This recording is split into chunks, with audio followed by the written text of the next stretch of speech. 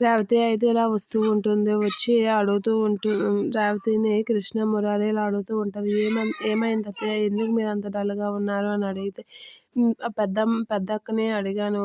ఎందుకక్క ఇలా చేశారని అడిగితే, నీకు కావాలంటే కృష్ణకి, మురారికి ముహూర్తం పెట్టుకో. ఆదర్శ్‌కి, ముకుందకి వద్దు అని అంటూ ఉంటుంది. ఆ మాటలకి ఒకసారిగా షాక్ అయిన కృష్ణ, మురారి అయితే ఎందుకు ఎందుకు ముహూర్తాలు ఆళ్ళకి వద్దు మాకు పెట్టమంది అని అంటూ ఉంటుంది. ఏమో నాకు తెలీదు. ఎందుకని అడిగితే, నీకు కావాల్సొస్తే ఆళ్ళకి పెట్టు గాని వీళ్ళకి పెట్టుకో.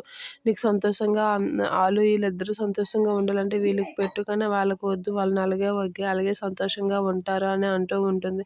ఆ మాటలకి కృష్ణ అయితే ఒకసారిగా షాక్ అవుతూ ఉంటుంది. పదండి మనం ఒకసారి వెళ్దాము, పెద్దత్తయ్యని అడుగుదాము అని అంటూ ఉంటుంది. సరే పద వెళ్దామని మురారి కూడా చెప్పి రేవతి, మురారి వీళ్ళు మళ్ళీ భవాని దగ్గరికి వెళ్ళి ఎందుకు అత్తయ్య ఇలా అన్నారు అని అడుగుతూ ఉంటాడు మురారి.